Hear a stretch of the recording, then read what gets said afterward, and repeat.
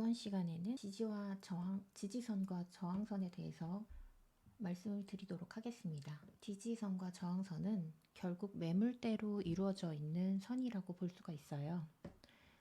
지지선과 저항선은 기술적인 부분이라기보다는 원리적인 부분입니다. 지지와 저항은 아주 기초 중의 기초이지만 간과하시는 분들이 매우 많이 있어요. 모르는 분들을 위해서 간단하게 먼저 설명을 드리면, 거래가 반복되면서 거래의 흔적과 매물대를 형성을 하게 됩니다. 그러면 그 구간을 하락 돌파하거나 상승 돌파하기가 어려워져요.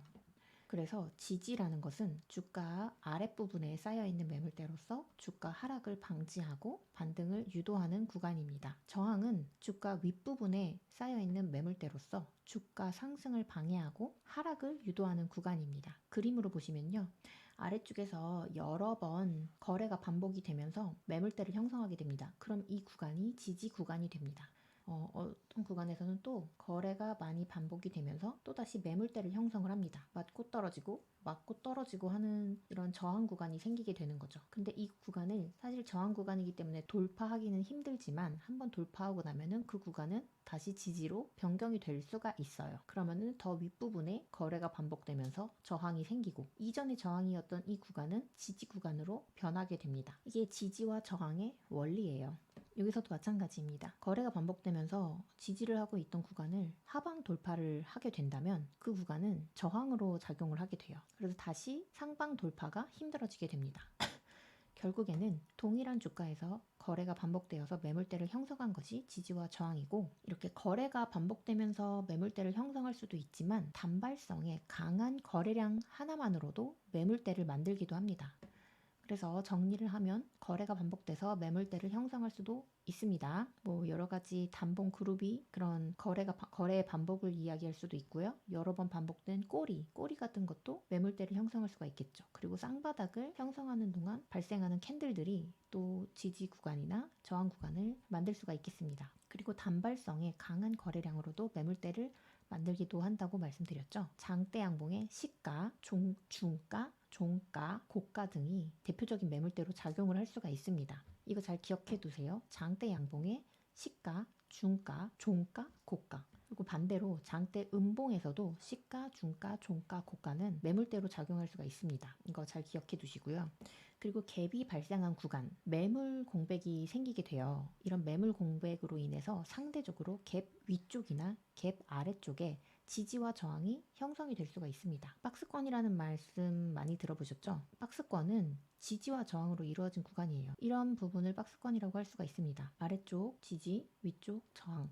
여기서 탈출을 하지 못하고 위아래 반복되는 주가의 흐름이 보이면은 그런 것이 바로 박스권 흐름이라고 볼 수가 있습니다. 그러면 지지와 저항을 이용한 매매법 기본에 대해서 말씀을 드릴게요. 지지와 저항을 이용해서 매매를 하는 방법은 되게 뻔하게 들리실 수는 있습니다. 지지에서 매수해서 저항에서 매도한다 입니다. 이 아래쪽 그림이 제가 매매하는 차트의 패턴입니다. 어떤 저항대를 뚫지 못하고 흐름을 보이던 주가가 저항대를 상방 돌파한 이후에 다시 이 저항대에 부딪혔을 때, 이때는 이 저항선이 지지선으로 바뀔 수도 있다고 말씀을 드렸죠. 이게 바뀔 확률이 높다고 생각이 되어지면 이 구간에서 매수를 하는 거예요. 그러면은 다시 반등을 해서 저항 구간이나 저항 구간을 돌파할 때 매도를 하면 되는 거죠. 즉 앞쪽 저항 라인의 매물대가 지지 라인으로 작용을 할 때 매수를 하면 되는 겁니다. 모든 매매 차트의 패턴이 동일합니다. 저항을 돌파한 후에 다시 내려와서 지지를 할 때 매수, 그리고 그 위쪽 저항점을 위쪽 저항대를 아래에서 매도를 하면 됩니다. 이 아래에서 매도하시라는 말은 좀 안정적으로 매도를 하시라는 말이에요. 무조건 위쪽 저항대를 딱 맞고 떨어질 거라는 보장은 없기 때문에 저항대 근처까지 가면은 매도를 하시면 됩니다. 저항선을 상방으로 돌파하면 저항선은 지지선으로 작용한다고 말씀드렸고요. 지지선을 하방으로 돌파하면 지지선은 저항선으로 작용하겠죠. 지지선과 저항선을 이용한 매매 방법에 대해서 실전 차트를 이용해서 말씀을 드릴게요. 자, 여기에 이렇게 단발성의 강한 거래량도 매물대를 만들 수가 있다고 말씀을 드렸어요. 여기서도 매물대가 발생이 되었을 거고요. 여기 고점 부근에서. 그리고 쭉 흐르다가 여기서도 여기 윗꼬리에서도 매물대를 돌파하지 못하고 다시 윗꼬리가 달리면서 무너지는 흐름을 보였고, 그리고 주가가 올라가다가 역시나 이 매물대에 부딪혀서 다시 떨어지는 흐름을 보였습니다. 그런데 여기서는 돌파를 했죠. 이렇게 돌파를 했을 때는 어떻게 해야 된다고 말씀드렸죠? 바로 사야 된다고 했나요? 아니죠. 다시 내려와서 이 저항이 이제는 지지선이 되었을 테니까 이 지지선에서 매수를 하면 됩니다. 이 지지선에서 매수를 한 다음에 다시 어디서 매도를 해요? 저항선에서 매도를 하면 되는데, 저항선은 사실 여기 위쪽 고점이 저항선이 될 수도 있고, 여기 거래량이 처음 터지기 시작한 요 부분이 저항선이 될 수도 있습니다. 그림으로 그려볼까요? 자, 요 부분 저항선이 될 수가 있어요. 왜냐면 지금 여기 거래량이 많이 터진 두 개의 캔들이 여기 가장 높은 두 개의 양봉이기 때문에 가장 높은 양봉 말고 그 다음으로 높은 양봉의 시가나 저가 부분이 저항선이 될 수가 있습니다. 실제로도 확대를 해서 보면, 자, 이 양봉의 시가 부분을 이 캔들이 시가 부분까지 상승을 한 것을 볼 수가 있어요. 이런 식으로 지지선에서 매수해서 저항선에서 매도를 하면 됩니다. 네, 여기 적혀 있는 설명은 지금 제가 말씀드린 내용이에요. 자, 그럼 두 번째 차트도 봐보겠습니다. 여기 앞에서 이렇게 차트가 형성이 되어 있죠. 그것은 여기가 지지선이 될 확률이 높다는 거예요. 그리고 여기서도 강한 거래량이 발생했던 부분, 그리고 강한 거래량이 발생했던 부분의 시가, 그리고 캔들이 많이 여러 번 거래가 되었던 이 구간, 이런 구간이 저항선이 될 수가 있겠죠. 여기서도 강한 거래량이 발생한 부분, 여기서도 이 고점 부분이 저항선이 될 수가 있겠죠. 그러면 이렇게 줄을 두 개를 그어놨을 때 지지선이 이 앞쪽 지지선과 굉장히 잘 맞아 떨어지는 걸 볼 수가 있어요. 그러면 이 차트는 다시 흘러내려서 이 지지선을 지지한다고 확신이 들 때 매수를 하면 되겠죠. 그러면은 어디서 매도하면 될까요? 여기 거래량도 많이 터지고 캔들도 여러 번 발생을 해서, 거래가 여러 번 발생을 하면서 매물대가 형성되었을 것으로 예상되었던 그 구간에서 매도를 하거나, 조금 보수적으로 조금 더 아래쪽에서 매도를 해도 된다고 말씀드렸어요. 그런 식으로 지지선에서 매수해서 저항선에서 매도를 하면 됩니다.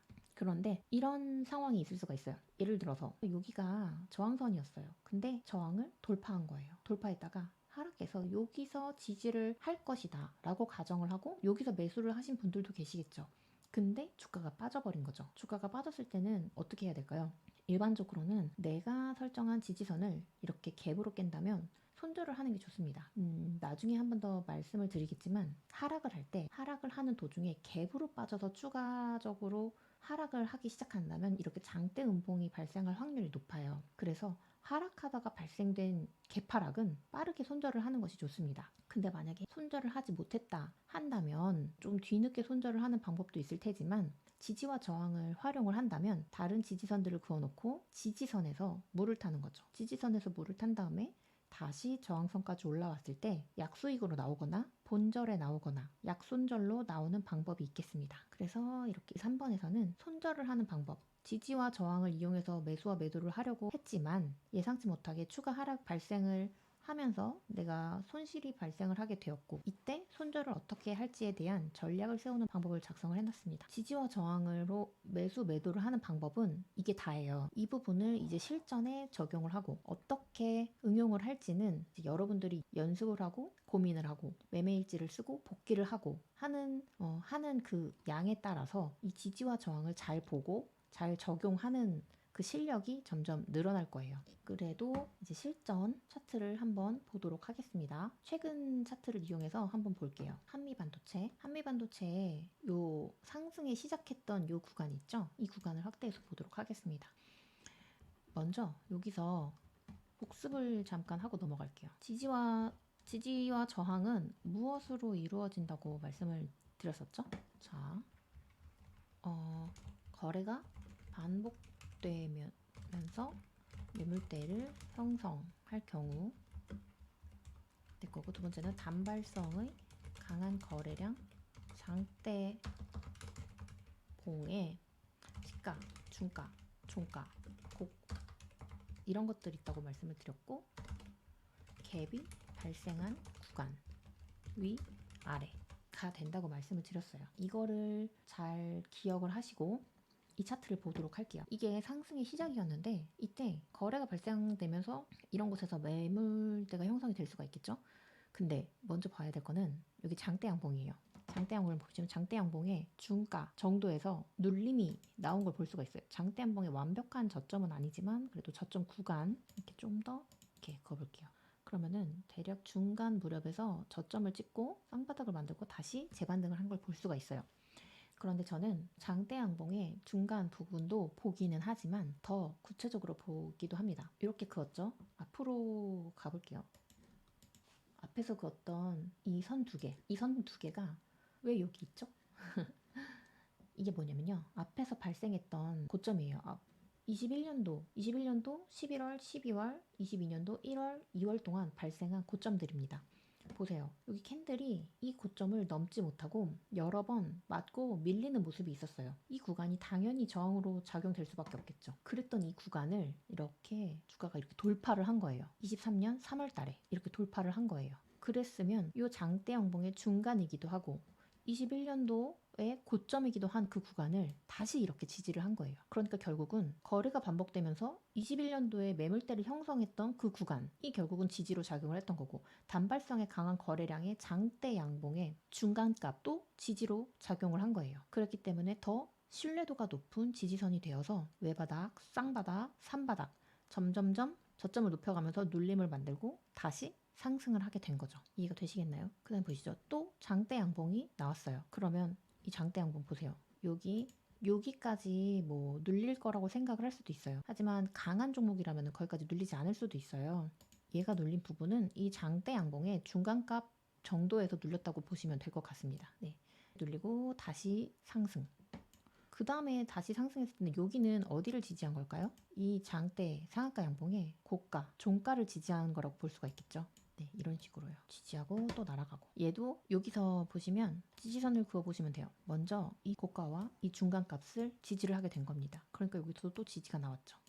여기는 강력한 지지선이었을 거예요. 그러니까 이렇게 갭으로 빠졌습니다. 이 지지선을 닿으면 상승하고 닿으면 상승했기 때문에 갭으로 빠졌을 때는 상승을 하긴 다시 어려웠던 거죠. 갭으로 빠졌을 때는 이렇게 하락을 하게 됩니다. 이렇게 갭으로 빠진 구간은 나중에 지지선으로 작용할 수가 있어요. 이렇게 갭으로 빠진 구간은 제가 다른 색으로 표시를 해볼게요. 두꺼운 빨간색. 이렇게 두꺼운 빨간색으로 표시를 해놨어요. 네, 갭으로 빠진 구간에다가 표시를 한 겁니다. 그 다음에 이 구간도 지지를 했죠. 이 구간은 어디를 지지한 걸까요? 여기 매물대를 전반적으로 지지했다고 볼 수도 있고, 여기 장대 양봉의 시가 부분을 지지했다고 볼 수도 있습니다. 지지와 저항도 명확하게 딱 정답이 있는 건 아니에요. 겹치면 겹칠수록 확률이 올라가요. 이렇게 캔들이 중첩된 매물대, 그리고 장대 양봉의 시가, 그리고 여기서도 발생한 장대 양봉의 종가 부근, 이런 부분을 겹치면 겹칠수록 확률 높은 지지 구간이 되는 거예요. 굉장히 여러 구간의 여러 가지의 지지선, 여러 가지의 매물대들이 겹쳐 있기 때문에 이 자리가 지지선이 될 것이라는 확률이 높아진 거죠. 자, 그 구간을 돌파하고 다시 올라갔다가 다시 돌파하고 올라갔다가 다시 하락을 했는데 어디까지 떨어졌어요? 여기서 갭으로 하락한 부분까지 딱 떨어졌다가 다시 갭으로 상승해서 올라갔습니다. 보이시나요? 여기서 갭으로 다시 상승을 해서 올라갔어요. 네, 이렇게 갭 구간을 여기서 한번 갭 하락을 하고 여기서 한번 갭 상승을 하게 된 거죠. 그리고 여기서도 다시 갭으로 인해 형성된 이 박스권 구간을 다시 한번 찍고 올라가게 됩니다. 그리고 또다시 이 구간을 찍고 올라가게 됩니다. 단순하게 작은 갭이지만 이 갭이 결코 무시할 수 있는 갭은 아니라는 거예요. 말씀드렸죠. 캔들이 여러 번 발생돼서 만들어진 매물대 구간, 그리고 장대 양봉의 시가, 종가, 그리고 고가도 매물대가 될 수가 있어요. 그리고 장대 음봉도 이런 아래 꼬리, 시가, 종가, 중가 전부 다 매물대가 될 수가 있습니다. 그래서 여기 갭으로 이루어진 부분을 지지하고 또 지지하게 된 거예요. 네, 그 다음에 이렇게 상승을 했는데 얘가 상승하게 된 부분도 보시면 요 고점, 여기서 여러 번 거래가 이루어진 이 매물대, 그리고 여기 고점을 서서히 회복한 다음에 거기서부터 상승을 한 거예요. 밑에서부터 강하게 상승에 말아 올리기에는 이 매물대가 너무 부담스러웠을 수도 있어요. 그래서 점차 저점을 높여가면서 이 매물대 근처까지 가격을 갖다 붙여놓고 거기서부터 강하게 상승을 시켜버린 거죠. 그리고 그 다음에 이렇게 쭉 떨어졌는데 이런 식으로 1차적으로 장대 양봉의 중가 정도를 또 한번 지지선이라고 가정을 해볼 수가 있는 거죠. 네, 이런 식으로 반등을 할 수가 있는 겁니다.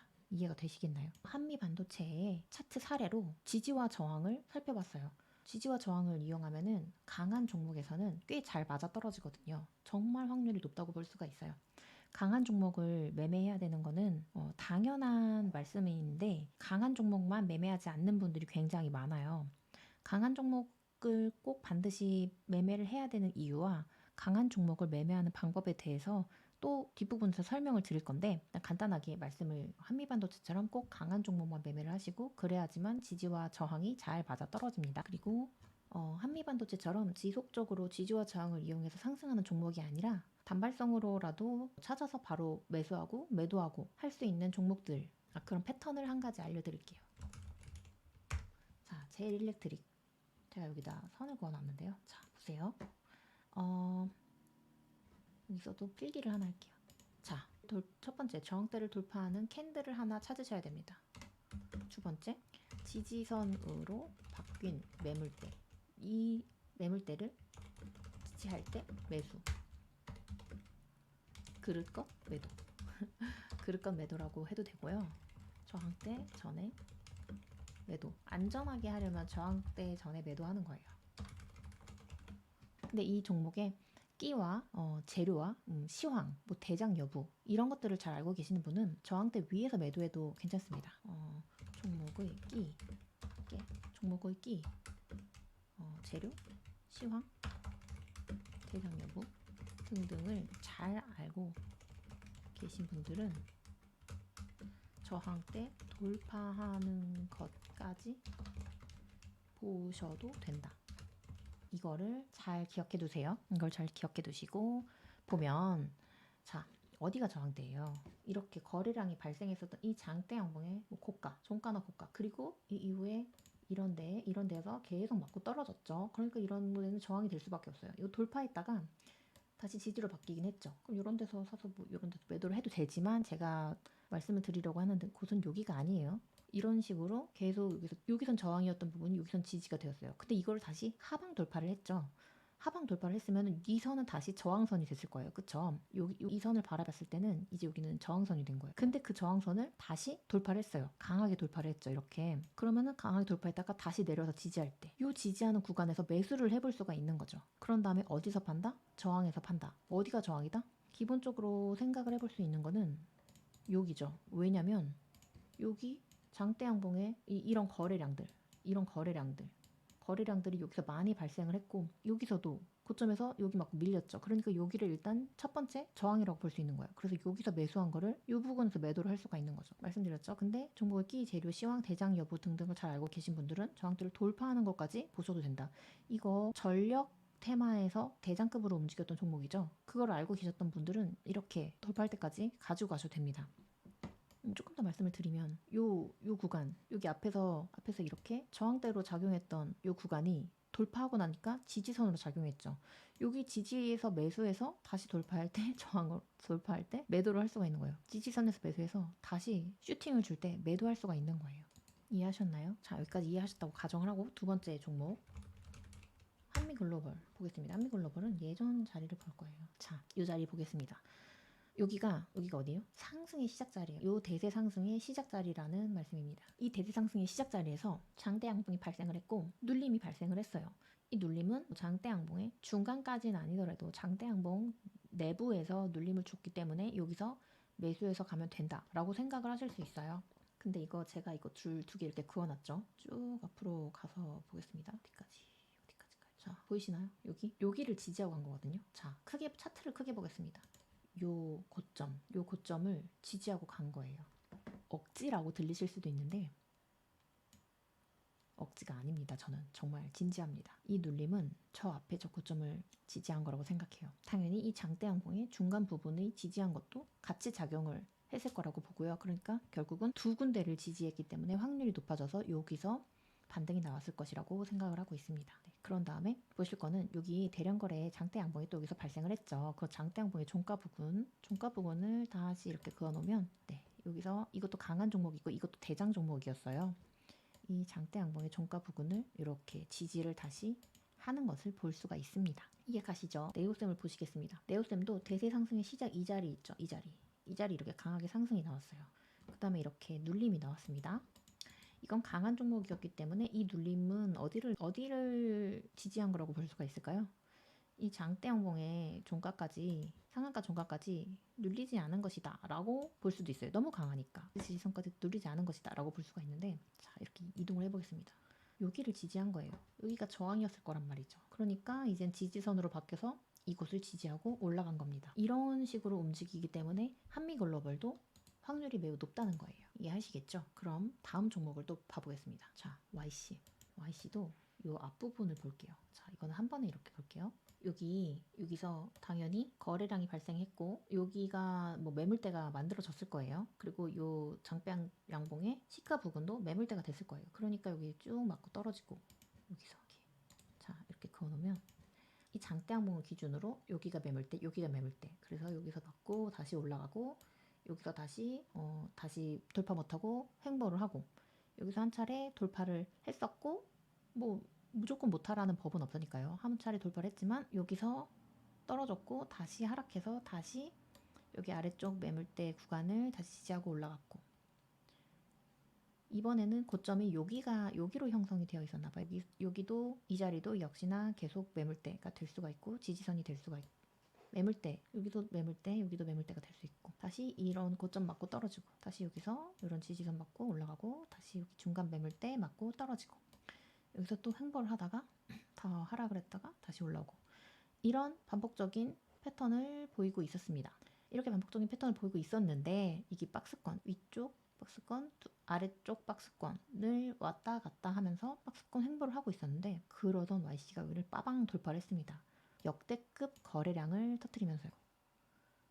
역대급 거래량을 이 두 번째 캔들이 터뜨리게 됐습니다. 그러면 이 역대급 거래량을 기준으로 다시 여기 위쪽 지지선이 얼마나 강하게 형성이 되어 있겠어요. 그렇죠? 역대급 거래량이니까. 그리고 이쪽 지지선도 굉장히 강하게 형성이 되어 있을 겁니다. 거기에 맞물려서 이쪽 박스권도 지지와 저항에 보탬을 했을 거예요. 그렇기 때문에 여기서 눌렸을 때, 이 박스권 구간에서 눌렸을 때 눌리면서 횡보할 때 모아가면 되는 거고 여기서 1차적으로 매도를 할 수가 있겠습니다. 그렇죠? 눌렸다가 매도, 여기 눌렸다가 매도 이렇게 할 수가 있어요. 그런데 그래서 좀 잘 보셔야 될 게 있어요. 자, 그럼 일단 다 지워볼게요. 그렇다는 말은 자 여기가 박스권이 될 수 있다라고 말씀을 드렸어요. 이렇게 크게 그랬는데 뭘 보셔야 되냐면 앞으로 이렇게 확장을 해서 여기가 박스권이 될 뻔했는데 요 음봉 캔들이 이렇게 거래량이 작은 음봉 캔들이 돌파를 해서 여기를 지지를 한 겁니다. 이 박스권 위쪽을. 물론 아래로 빠질 수도 있어요. 물론 이 이후에 다시 아래로 빠질 수 있지만 뒤쪽에서 다시 설명을 드릴 건데 거래량이 들어와서 상승의 의지를 만든 차트에서 이 박스권을 돌파하는 강한 거래량 그리고 상승 의지를 가진 종목이 박스권 상단에서 박스권 상단을 돌파하여 지지하는 이렇게 거래량 작은 음봉을 만들었을 때는 추가 상승할 확률이 높습니다. 이런 박스권 상단을 돌파하고 지지하는 이런 작은 거래량 감소된 음봉을 만들었기 때문에 저는 이게 이렇게 슈팅을 준 거라고 생각을 하고 있어요. 이 작은 음봉이 매수 급소가 될 수 있습니다. 박스권을 돌파하고 지지하는 이 고목나무에 붙은 매미 같은 이 작은 음봉이 매수 급소라고 볼 수가 있어요. 이해가 가시나요? 여기까지 하고 다음 종목 보겠습니다. 삼성중공업. 삼성중공업은 여기서부터가 시작입니다. 앞에 이게 쭉 상승하고 뭐 하락하고 상승하고 하락하고 상승하고 하락하고 하는 흐름들이 이렇게 있었어요. 그러다가 강한 거래량을 가지고 이 저항선 꼭대기까지 갖다 붙여놨어요. 이 저항선 근처까지 꼬리를 찌르고 내려왔다는 거는 이 구간에 매물을 어느 정도 소화를 해줬다는 가정을 해볼 수가 있는 거예요. 그렇다면은 그 다음에 얘가 어디서 눌릴 것인가를 보면 되겠죠. 자 보세요. 그러면은 여기는 요런 자리 그리고 요런 자리를 지지하는 거예요. 요런 자리까지 눌릴 수가 있을 것이고 그 다음에는 여기까지가 눌릴 수가 있을 것이고 여기까지가 눌릴 수가 있겠죠. 이해가 되시나요? 이렇게 단계적으로 보는 겁니다. 그리고 최종적으로는 요 하단 부분까지도 눌릴 수가 있겠죠. 이해 가시죠? 그러면 이거는 눌릴 거라는 가정을 하고 볼 거기 때문에 이 종가 부분은 일단 지울게요. 눌리면 매수를 하는 겁니다. 자, 그러면 여기서 일단 1차적으로 눌렸어요. 여기서 매수를 해볼 수가 있는 거예요. 그러면 이런 곳에서 저항선에 도달하기 전에 매도를 한번 해볼 수가 있는 거죠. 그리고 또 다시 여기서 매수를 해볼 수가 있겠죠. 근데 이걸 깼어요. 깼는데 여기 닿았죠. 그러면 여기서 추가 매수를 더 많이 해볼 수가 있는 거겠죠. 그리고 이렇게 올라오는 여기에 닿았을 때 다시 매도를 해볼 수가 있는 거고 자, 여기 아래 내려왔을 때 이런 데서 모아갈 수가 있겠어요. 그리고 올라왔을 때 이런 데서 한번 매도, 여기서 또 한번 매도를 해볼 수가 있는 거고, 또 다시 이 지지선이 왔을 때 조금 더 매수를 해볼 수가 있는 거겠죠. 자, 어떠십니까? 그 다음에 이렇게 날아갔어요. 날아갈 때 또 뭐가 보이셨나요? 여기 저항선이던 자리를 돌파하고 다시 저항선을 지지하고 날아간 거 보이셨나요? 다시 지지하는 요 구간이 매수 급소가 될 수가 있는 거고요. 더 갈 종목이라면 저점을 높이는 특성이 있어요. 그렇기 때문에 이 지지선에서 매수한다기보다는 저점을 좀 높였을 때 이런 자리에서 매수를 해도 되는 겁니다. 그리고 여기 완전 최종 고점이기 때문에 이런 자리도 매수 자리가 될 수가 있어요. 자, 보셨죠? 이런 식으로 지지와 저항에 따라서 짧게 매수 매도로 대응을 할 수가 있는 겁니다. 그러다가 돌파를 하면 가지고 있는 거 높은 곳에서 이렇게 매도를 할 수가 있는 거고, 다시 내려왔을 때 매수 급소가 생겼으면 다시 매수, 이렇게 될 수가 있는 거죠. 아까 제일 일렉트릭에서도 말씀을 드렸지만 종목의 재료와 끼, 시황, 대장 여부 등을 아신다면 이런 고점 부근에서 굳이 매도하실 필요가 없어요. 매도를 하시더라도 이 삼성중공업이라는 종목이 요즘에 미중 무역 갈등으로 인해서 조선주가 수혜를 받고 있죠. 조선주가 수혜를 받았을 때 이 삼성중공업도 수혜주가 된다라고 확신을 하고 계시는 분들은 이런 눌림 자리에서 오히려 매도 이렇게 반등할 때 뭐 매도하셔도 좋지만 소액만 매도하고 계속 모아가고, 이런 자리에서 매도 안 하고 계속 모아가다가 이런 자리에서만 조금 매도를 하셔도 되고, 그러다가 대부분의 물량을 매수로 가지고 있고 평단을 이 부근으로 맞춰 놓으신 다음에 슈팅 줄 때, 혹은 더 큰 슈팅을 줄 때, 혹은 더 큰 슈팅을 줄 때 매도를 하셔도 됩니다. 지지와 저항을 단순하게 이용을 하시는 차트 플레이만 하시는 분들은 재료를 굳이 보지 않고도 이런 식으로 매도를 하실 수가 있는 거고, 근데 재료와 시황 그리고 대장 여부까지 보시는 분들, 거기다가 종목의 끼까지 보시는 분들은 굳이 이렇게 짧게 매도 안 하셔도 된다고 생각해요. 저는 그래서 차트도 공부를 하지만 재료 공부도 열심히 해서 이 종목을 모아 가서 더 큰 슈팅에 매도를 할 수 있도록 저는 노력을 하는 편입니다. 이런 식으로 지지와 저항을 이용해서 종목을 매수하고 매도를 하는 방법에 대해서 배워봤습니다. 연습 많이 하셔야 되는 부분이에요. 기초지만 기초가 탄탄해야 실전 응용도 가능한 겁니다. 네, 그럼 연습 많이 하시고 다음 시간에 더 많은 업데이트를 해서 다음 챕터 영상 찍어보도록 하겠습니다.